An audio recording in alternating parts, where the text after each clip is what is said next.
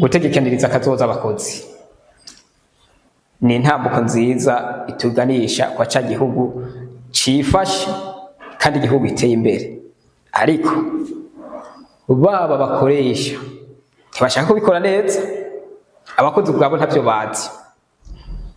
Ariko itegeko ry'umukuru w'igihugu burya ryaremeje yuko kajya gahembo ubu kazoba kangana n'ibice 60% by'umushahara umukozi yarasanzwe ariko arahembwa umushahara wa nyuma.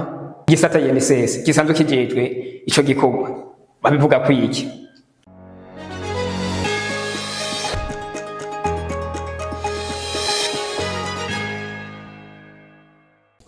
Uravye uko ibitigiri vy'abakoresha canke amashirahamwe afise abakozi, ibitigiri tuhabwa tuhereye muri ADB bingana canke tukaraba mu basanzwe ari abatangakori muri OBR, biraboneka ko ico gitigiri kikiri hasi cane uravye abari ngaha muri INSS.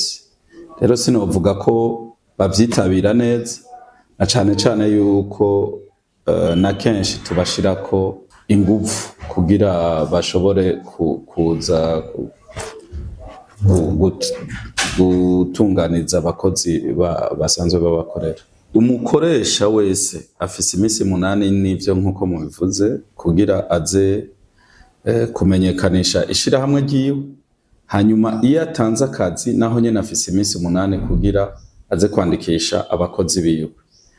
Rero iyo atabikoze, abakozi barafise uburenganzira bwo kuza kubaza ivyabo. Ivyo twama twabikoze kenshi duhamagarira abakozi kuza kuraba ko batunganirizwa. Rero umukozi iyaje agasanga ntatunganirizwa, afise inzira zibiri. Ubwa mbere arashobora kutubwira ahakora, twebwe tukarungika umugwi w'abakontroleur baja kuraba ivy'uwo mukoresha. Inzira ya kabiri ni ukwitura ubugenduzi bukuru bw'akazi, akabubwira ivyiwe bakamutunganiriza. Izo nzira zose zirashoboka, ariko ikibabaje abakozi benshi bibuka kuza kuraba ko batunganirizwa ngaha muri INSS bimirije gutaha bageze mu zabukuru.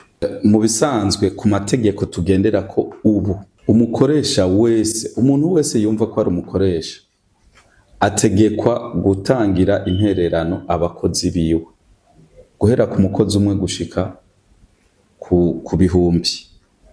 Rero nta mukoresha n'umwe novuga ko atarabwa n'ayo mategeko, kuko ubu unye itegeko tugendera ko muri kuva mu kwa gatanu k'umwaka w'2020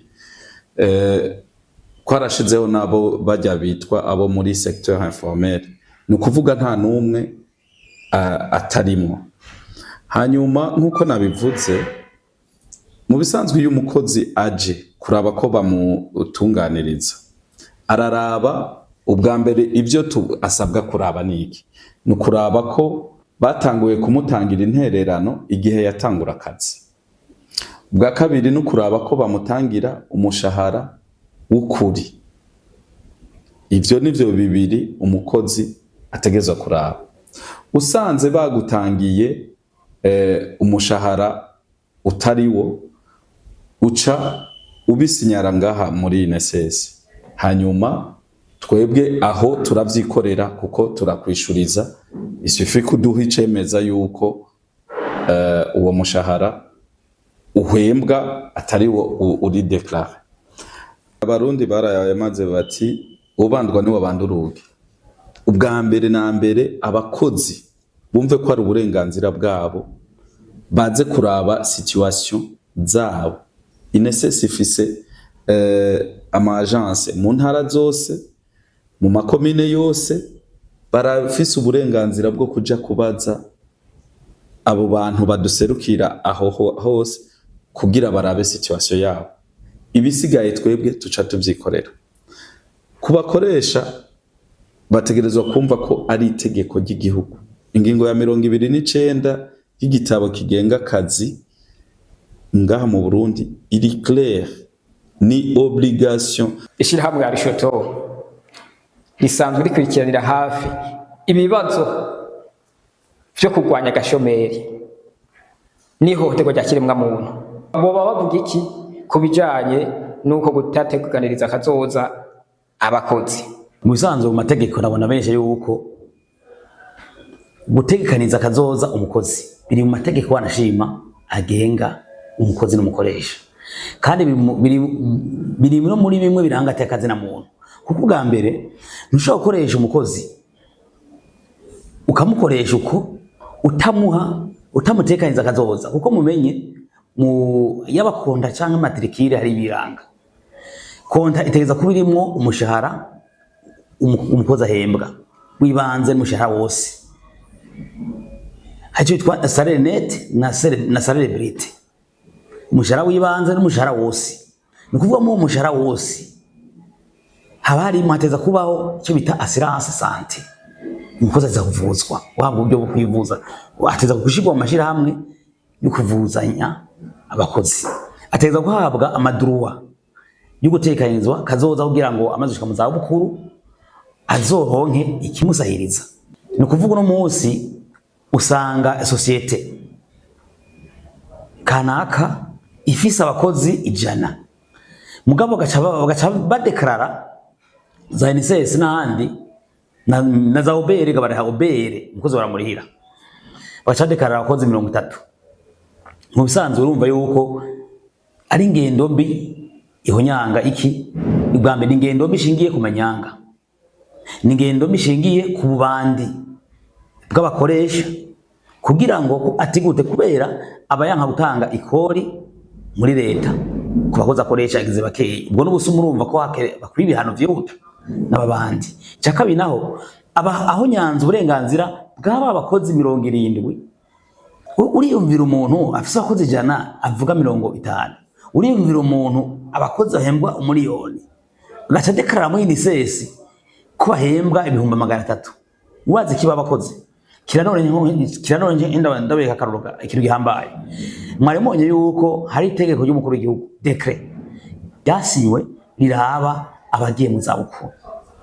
Baravuga yuko umuntu agiye mu zabukuru azoronka umushahara n'imiliburi ibice 60% vyayo yahora ahembwa. Ati ni buke bizonda buke bitewe aruhe na yose. Iyo mbere rero hembwa 1,000,000 ucumva inyishira tomoye umaze kumva umuntu ahembwa 1,000,000 umukoresha kamudeklarira 300,000. Wamaze kumva bakudeklara 1,000,000 ukwiye, urumva yuko wocuronka 600,000. Sivyo none bacha kudeklarira 300,000 urocuronka amafaranga, urocuronka amafaranga adashika 100,000. Reka duhere muri Newstar Company, aho twahasanze umukozi ahamaze imyaka 8. Mu myaka 8 ntazi citwa amasezerano y'akazi kijya twita kontra. Umubajije kijanye cyo na INSS akubwira ati ivyo ndavyo baba bivuga, mugabo ndiko ndaraba ayo abatangwe kubibaza byabamariye byose narahevye. Irindi shirahamwe twagendeye ikora isuku akarore nako umukozi wa mbere avuga ati nari ndahamaze imyaka 10 ngiye kuraba muri INSS ivyo kuko bisanzwe ndabizi, nasanze bankotirije umwaka uyu umwe n'amezi 8. Uwo mugoresha ivyo byose naco yashimye kubivugako. Umukozi wo mu nzu akoreshwa n'umuntu mu nzu yiwe. Ugiye kubiraba n'abafise amakontra amasezerano y'akazi ni bake. Ibyo byo gutegekaniriza kazoza bo bavyumva ku matwi. Twarabajije utwara urunani ruhurikiyemo amashirahamwe y'abakozi bo mu nzu, yatubwiye ati nubwo leta ifise ikiciyumviro ciza cyo gushika kubona kazoza, nyabuna abakozi bo mu nzu ni byiza yuko babarondera uwundi mugwi uzozuriga ivyo bibazo byabo, na cane cyane cyo kubategekaniriza kazoza.